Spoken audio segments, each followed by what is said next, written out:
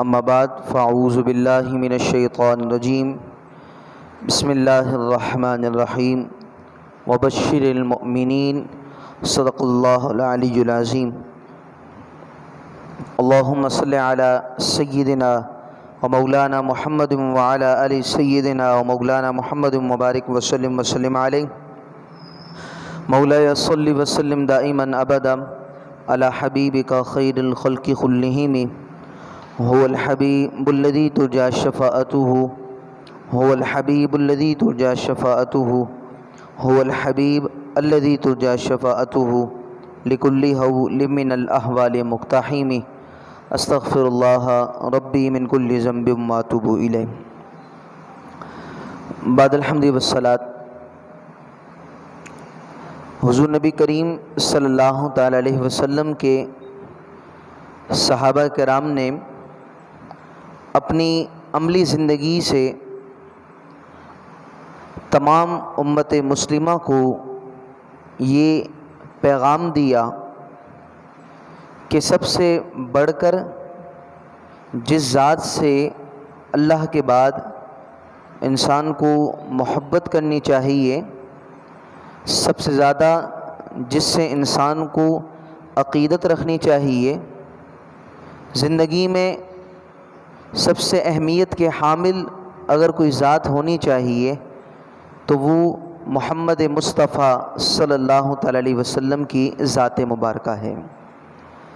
ہمارے صحابہ کرام کی زندگی کو اگر انسان پڑھے تو آپ کو یہ چیز واضح طور پر نظر آئے گی کہ انسان سب سے زیادہ جس چیز سے محبت کرتا ہے وہ اس کی جان ہوتی ہے۔ مال بھی بعد میں ہے، اولاد بھی بعد میں ہے، سب سے زیادہ انسان محبت کرتا ہے وہ اس کی جان ہے، اپنے آپ سے محبت کرتا ہے۔ سب سے زیادہ فکر انسان کو اپنے جسم کی ہوتی ہے، اپنی جان کی ہوتی ہے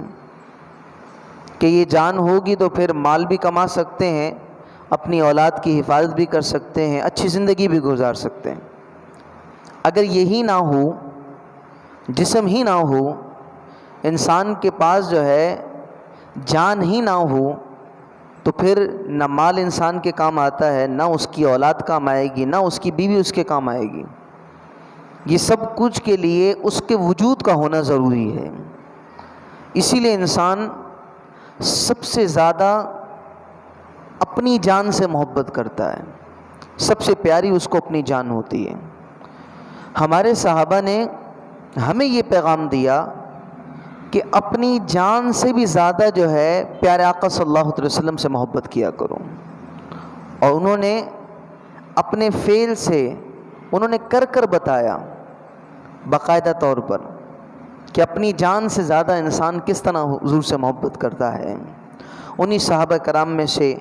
ایک صحابی رسول جن کا نام گرامی، اسم گرامی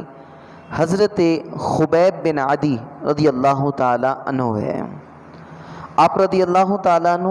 انصاری صحابی ہیں، ہجرت سے قبل آپ مسلمان ہو گئے، اور حضور نبی کریم صلی اللہ تعالی علیہ وسلم کے ساتھ جب بدر کا میدان تھا اور جب جنگ بدر ہوئی تو اس میں حضرت خبیب بن عدی رضی اللہ تعالی عنہ نے بھی شرکت کی، اور کفار کے ایک سردار جس کا نام حارث بن عامر بن نوفل تھا اس کو قتل کر ڈالا۔ اب ہوا یہ کہ جنگ بدر کا جو معرکہ سجا، اس میں مسلمان صرف 313 تھے،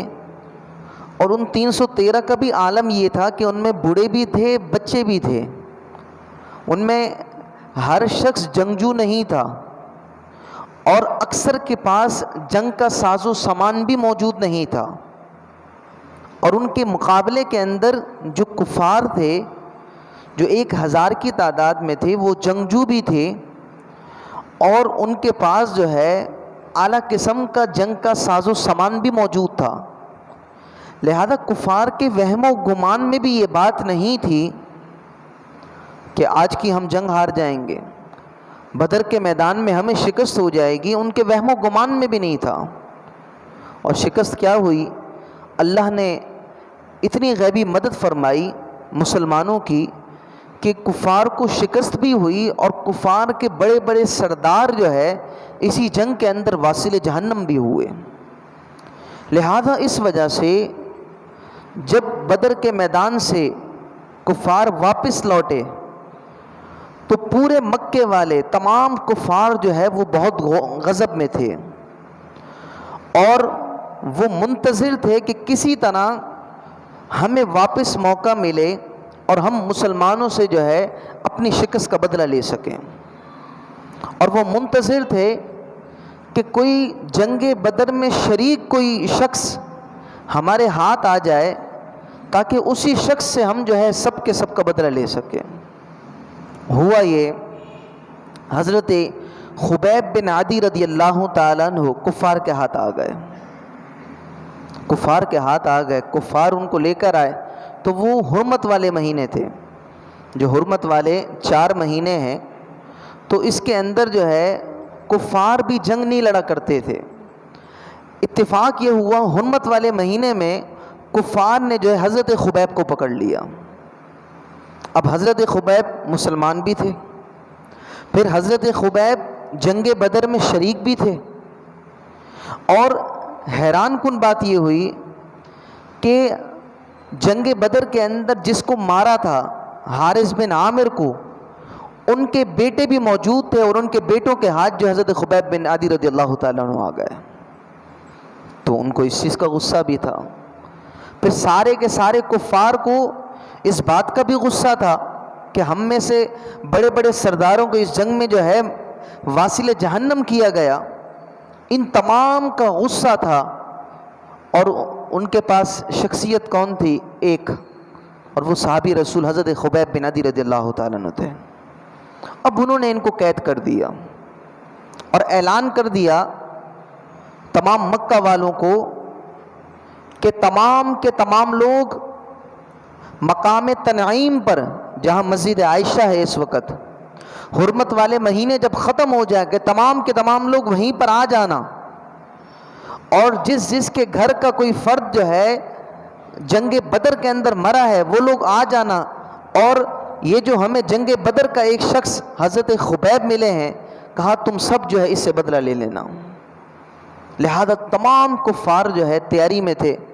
کہ کب یہ حرمت والے مہینے ختم ہوں اور ہم اپنے گھر والوں کا بدلہ لے سکیں۔ مقابلے میں کون؟ ایک شخصیت، وہ بھی گرفتار، حضرت خبیب بن عدی رضی اللہ تعالیٰ عنہ۔ جب آپ کو گرفتار کیا گیا اور گھر کے اندر آپ کو رکھا گیا، جب ایام پورے ہو گئے، جب حرمت والے مہینے ختم ہو گئے، تو حضرت خبیب بن عدی رضی اللہ تعالیٰ عنہ کو مقام تنعیم کی طرف لے کر جایا گیا۔ تو اس وقت آپ سے پوچھا گیا کہ کوئی خواہش ہے، کوئی خواہش ہے تو بتا دو، ہم تمہاری خواہش کو پورا کر دیں۔ حضرت خبیب بن عدی رضی اللہ تعالیٰ نے کہا کہ میری ایک ہی خواہش ہے، جب سے میں نے جو ہے تمہارے پاس آیا ہوں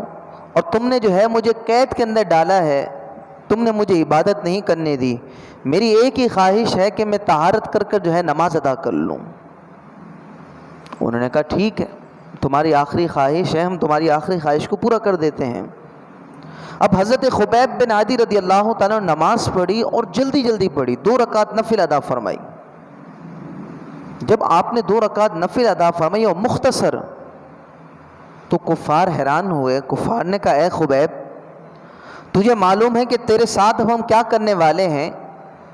تیرے ساتھ ہم کیا انجام کریں گے، تجھے معلوم ہے؟ ہم تو یہ سمجھے تھے کہ تو کوئی لمبی چوڑی نماز پڑھے گا، لمبے لمبے سجدے کرے گا،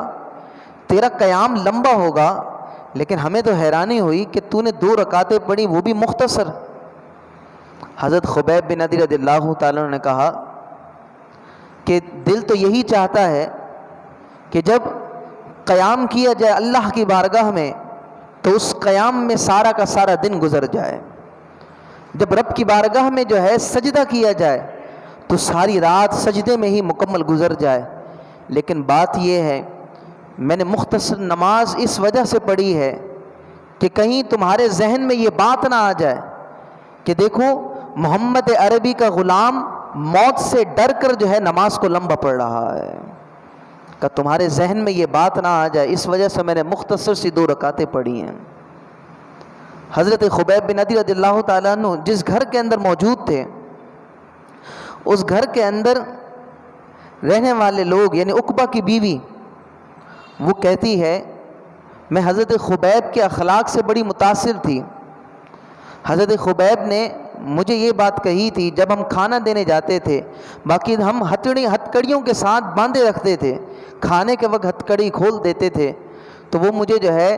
حضرت خبیب نے ہم سے یہ بات کہی تھی کہ دیکھو کھانا لے کر تم آتے ہو، تمہاری طرف سے جو کھانا آتا ہے وہ بتوں کا ذبح ہوا نہیں ہونا چاہیے۔ اور کہا دوسری بات، جب تم قتل کرنے کا مجھے ارادہ کرو تو قتل کرنے سے پہلے مجھے خبر دے دینا، مجھے مطلع کر دینا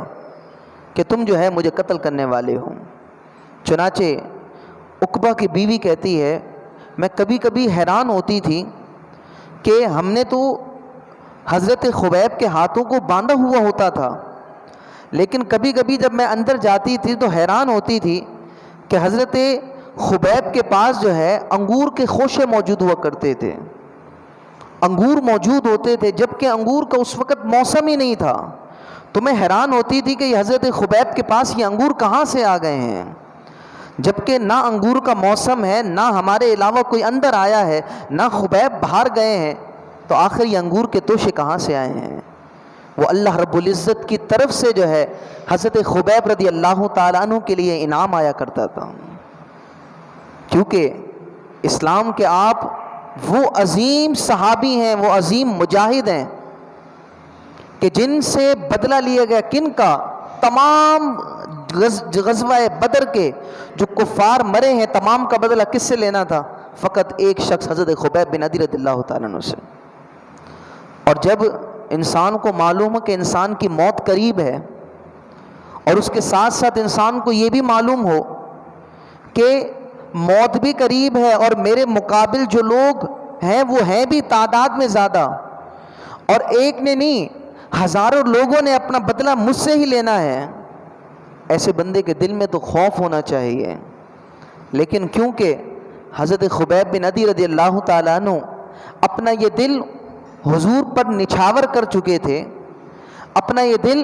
حضور کی بارگاہ میں قربان کر چکے تھے، پیش کر چکے تھے، لہذا آپ کے دل کے اندر اور آپ کے چہرے پر ذرا برابر کوئی خوف نہیں تھا۔ جب آپ کو مقام تنعیم لے کر جایا گیا تو وہاں پر آپ کو جو ہے آپ کے گلے میں جو ہے پھندا باندھا گیا، اور عرب کا ایک طریقہ کار ہے، عرب کا یہ دستور تھا کہ جب کسی خاص دشمن کو اگر سزا دینی ہوتی، اس کو مارنا ہوتا، تو اس کو جو ہے ڈائریکٹ قتل نہیں کرتے تھے، ڈائریکٹ سر قلم نہیں کرتے تھے۔ عرب لوگوں کی یہ عادت تھی کہ وہ اس کا مصلح کرتے تھے۔ مصلح کسے کہتے ہیں؟ کہ اعضاء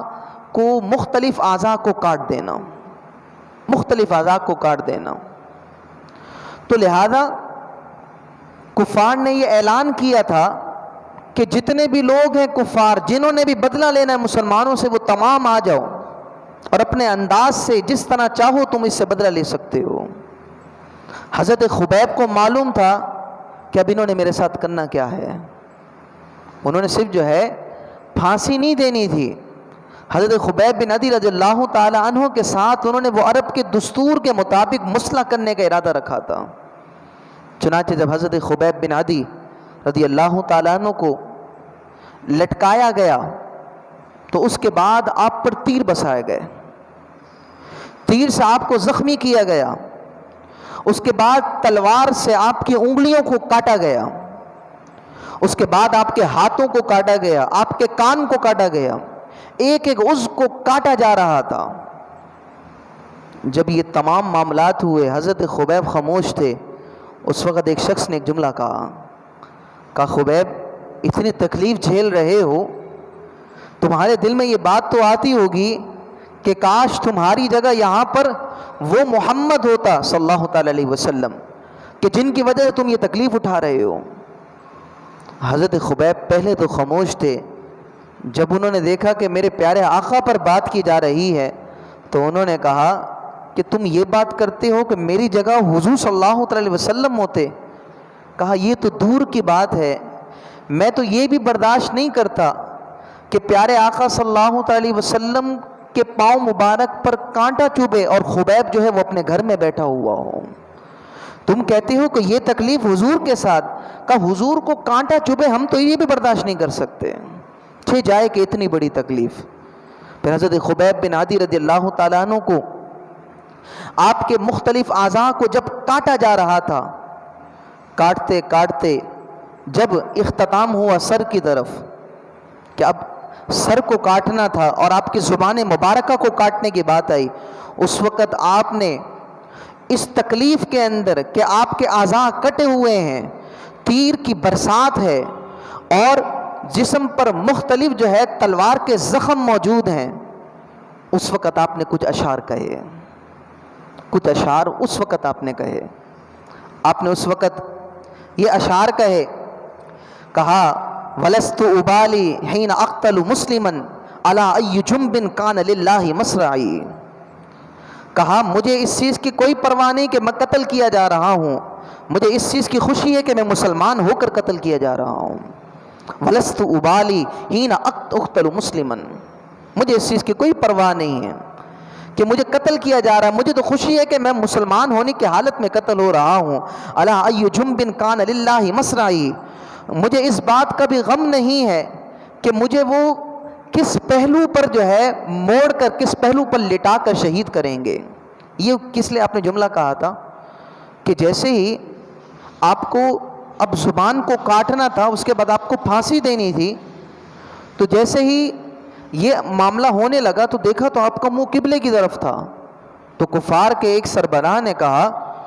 کہ فوراً خبیب کا جو ہے منہ جو ہے قبلے سے ہٹا دو، قبلے سے اس کا منہ پھیر دو، اس کا منہ جو ہے وہ قبلے کی طرف ہے۔ تو اس وقت آپ نے یہ جملے کہے تھے، میں مسلمان ہونے کی حالت میں مر رہا ہوں، شہید ہو رہا ہوں، تو مجھے کوئی بھی پرواہ نہیں اپنے مرنے کی، اور کہا مجھے اس چیز کی بھی کوئی پرواہ نہیں کہ کس پہلو پر لٹا کر مجھے شہید کیا جائے۔ کہ تم یہ کہتے ہو کہ فقط میرا منہ قبلے کی طرف ہوگا تو یہ میرا منہ اللہ کی طرف ہوگا، کہا یہ تمہاری سوچ ہے، اگر میرا منہ قبلے کی طرف ہو تو پھر بھی رب میرے ساتھ ہے، میرا منہ کسی اور طرف ہو تو پھر بھی میرا رب میرے ساتھ ہے۔ اور اس وقت آپ نے پھر دوسرے جملے یہ فرمائے، آپ نے بہت بڑا قصیدہ آپ نے لکھا، یعنی اشعار اسی ٹائم جو ہے آپ نے پڑھے، کافی اشعار پڑھے آپ نے، اس میں ایک جملہ آپ کا یہ بھی تھا کہ وَذَلِكَ فِي ذَاتٍ إِلَٰهٍ وَإِن يَشَاء يُبَارِكَ عَلَىٰ أَوْصَالِ شِلْمٍ مُمَزَّحٍ، آپ نے کہا یہ جو کچھ ہو رہا ہے، میرے جسم کے ٹکڑے کیے جا رہے ہیں، مجھ پر تینوں کی برسات کی جا رہی ہے، مجھے بے پناہ تکلیف دی جا رہی ہے، کہ وَذَلِكَ فِي ذَاتِ إِلَٰهٍ، یہ جو کچھ ہو رہا ہے یہ خدا کی محبت میں ہو رہا ہے، کہ وَإِن يَشَاءُ يُبَارِكَ عَلَىٰ أَوْصَالِ شِلْمٍ مُمَزَّحٍ، اور اگر میرا رب چاہے تو میرے ایک ایک ٹکڑے پر اللہ تعالیٰ برکت عطا فرما دے گا، کہ ایک ایک ٹکڑے پر برکت عطا فرمائے گا۔ آپ خود سوچیں، آج اگر کسی انسان کو معمولی سا زخم ہو جائے، انسان کو تکلیف برداشت نہیں ہوتی، معمولی سا آپریشن کرنا ہو تو پین کلر لگایا جاتا ہے، اس کو انجیکشن لگا کے جو ہے اس کو بے ہوش کیا جاتا ہے۔ وہاں حضرت خبیب کے سامنے جو ہے ان کے جسم کے ٹکڑے کیے جا رہے ہیں، ان کے جسم کو نوچا جا رہا ہے، ان کے جسم کے گوشت کے ٹکڑے کو نکالا جا رہا ہے، لیکن حضرت خبیب بن عدی اس وقت بھی جو ہے وہ اللہ کی تعریف فرما رہے ہیں، اس وقت بھی اللہ کو یاد کر رہے ہیں۔ اس کے بعد جب آپ نے دیکھا کہ اب میرا وقت اختتام ہے، اس وقت آپ نے ایک جملے کہے، آپ نے کہا اللہم، اے اللہ، ما رأیت احدا الا وجہ عدوی، اے اللہ میں اپنے دشمنوں کے چہروں کے علاوہ سامنے کسی کو نہیں دیکھ رہا، یعنی اور کوئی موجود نہیں، جہاں بھی دیکھ رہا ہوں مجھے دشمن ہی دشمن نظر آ رہے ہیں۔ لیس ہاں ہونا احد من یبلغ السلام عنی الی محمد صلی اللہ علیہ وسلم، اے اللہ مجھے کوئی ایسا بندہ نہیں مل رہا جو میرا سلام میرے محبوب کو جا کر پہنچا دے۔ خبیب غلام کا سلام پیارے آقا صلی اللہ علیہ وسلم کی بارگاہ میں پیش کر دے، کہا اے اللہ ما رأیت احدا، ایسا میں کوئی شخص نہیں دیکھ رہا. مطلب خواہش تھی کہ میرا آخری وقت میرے محبوب کو میرا سلام پہنچ جائے، میرے محبوب کو خبیب کا آخری سلام پہنچ جائے. لیکن سامنے کوئی نظر نہیں آیا تو اللہ سے عرض کیا، اللہ کی بارگاہ میں کہا. پھر آگے کیا کہا اللہم، اے اللہ بلغ انت من السلام، اے اللہ اور تو کوئی نظر نہیں آتا، میں تجھ ہی سے عرض کرتا ہوں مولا خبیب کا سلام جو ہے حضور کی بارگاہ میں پیش فرما دے. پھر حضرت خبیب بن عدی رضی اللہ تعالیٰ عنہ کو بھی شہید کر دیا گیا. جب آپ شہید ہوئے، حضور نبی کریم صلی اللہ علیہ وسلم صحابہ کے ساتھ مدینہ منورہ میں جلوہ افروز تھے، مسجد نبوی شریف صلی اللہ علیہ وسلم میں جلوہ افروز تھے. اچانک جبرائیل امین آئے، جبرائیل امین آئے اور جبرائیل امین نے کہا کہ اے اللہ کے رسول صلی اللہ علیہ وسلم، خبیب آپ کو سلام کہتا ہے، خبیب آپ کو سلام کہتا ہے. حدیث مبارکہ کے الفاظ ہیں، حضور نبی کریم صلی اللہ علیہ وسلم نے اس وقت فرمایا علیک السلام یا خبیب، علیک السلام یا خبیب، علیک السلام یا خبیب. 3 مرتبہ فرمایا اے خبیب تجھ پر سلام ہو، اے خبیب تجھ پر سلام ہو، اے خبیب تجھ پر سلام ہو. قربان جائے خبیب بن عدی رضی اللہ تعالیٰ عنہ کی ذات پر کہ وہ ذات ہے کہ جن پر میرے آقا سلام بھیج رہے ہیں. قربان جائے آپ کی ذات پر کہ آخری وقت میں بھی پیارے آقا صلی اللہ علیہ وسلم کی بارگاہ میں سلام کا نذرانہ پیش کر رہے ہیں. قربان جائے خبیب بن عدی پر کہ آخری وقت میں بھی اپنے رب کو بھی یاد کر رہے ہیں. یہ ہے حضرت خبیب بن عدی رضی اللہ تعالیٰ عنہ، یہ ہے آپ کا طریقہ کار. حضرت خبیب بن عدی رضی اللہ تعالیٰ عنہ کی شخصیت، آپ کی ذات کو اگر دیکھا جائے تو آپ ذرا سوچیں صحیح کہ اسلام کے لیے کتنی بڑی قربانی دی ہے، کتنی تکلیفیں اٹھائیں، کتنے مصائب و آلام اٹھائے. لیکن وہ لفظ کہا جاتا ہے یہ دل بھی تمہارا ہے، یہ جان بھی تمہاری ہے. پیارے آقا صلی اللہ علیہ وسلم کی بارگاہ میں انہوں نے اپنے دل کا بھی نذرانہ پیش کیا ہے، اپنی جان کا نذرانہ بھی پیش کیا ہے. جس طرح تمہیداً میں نے آپ کو عرض کیا کہ سب سے پیار انسان کو اپنی جان سے ہوتا ہے، لیکن خبیب بن عدی نے اپنی ذات سے بتا دیا، اپنے عمل سے بتا دیا کہ اے امت محمدیہ علیہ الصلاۃ والسلام، یاد رکھو پیارے آقا سے محبت کا حق یہ ہے، پیارے آقا سے محبت کا طریقہ کار یہ ہے، پیارے آقا سے محبت کا انداز یہ ہے کہ اپنی جان سے بھی زیادہ محمد مصطفیٰ سے محبت کرنی چاہیے. حضرت خبیب بن عدی رضی اللہ تعالیٰ عنہ، آپ رضی اللہ تعالیٰ عنہ کا واقعہ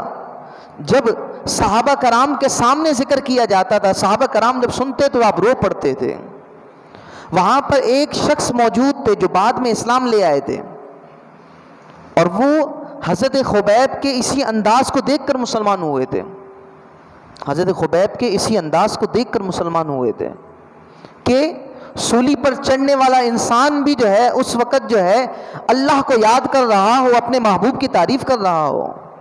تو مسلمان ہوئے تھے. تو بعد میں وہ جب بھی حضرت خبیب ان کو یاد آتے، حضرت خبیب کا تذکرہ ہوتا تو وہ اس وقت بے ہوش ہو جایا کرتے تھے. جب ہوش میں آتے ان سے پوچھا جاتا کیا ہوا تو وہ کہتے تھے خبیب بن عدی کا جب تذکرہ ہوتا ہے تو حضرت خبیب پر جو ظلم ہوا، جو ان کے ساتھ جو تکالیف انہوں نے اٹھائیں، کہا وہ ساری کے سارے مجھے اپنی آنکھوں کے سامنے نظر آ جاتی ہیں. یہ تھے ہمارے صحابہ، یہ طریقہ کار تھا ہمارے صحابہ کرام کا. میں اس موضوع کی طرف نہیں جاتا کہ حضور پر سلام پڑھنا چاہیے یا نہیں پڑھنا چاہیے. میں صرف اتنی بات کہتا ہوں کہ آخری وقت میں بھی کیا کر رہے ہیں، اللہ کی بارگاہ میں عرض کر رہے ہیں مولا میرا سلام میرے محبوب کو پہنچا دے. آخری وقت میں میرا سلام میرے محبوب کو پہنچا دے. تو آج کا مسلمان کو سوچنا چاہیے. یقین مانے حضرت خبیب کی سیرت کو جب پڑھیں تو حقیقتاً یہی زبان سے لفظ نکلتا ہے کہ اگر اس دین کی خاطر اگر ہم اپنی آنے والی تمام نسلیں بھی قربان کر دیں تو پھر بھی دین تو دین، محمد صلی اللہ علیہ وسلم کی ذات تو اپنی جگہ، ہم صحابہ کرام کا جو احسان ہے ہم احسان کا بدلہ نہیں دے سکتے. ہمارے صحابہ نے جو اس دین کی خاطر قربانیاں دیں، اس دین کی خاطر جتنی تکالیفیں اٹھائیں، جتنے مصائب و آلام اٹھائے، ہم جو ہے اس کا بدلہ نہیں دے سکتے۔ ہمیں اپنی ذات کے بارے میں سوچنا ہوگا۔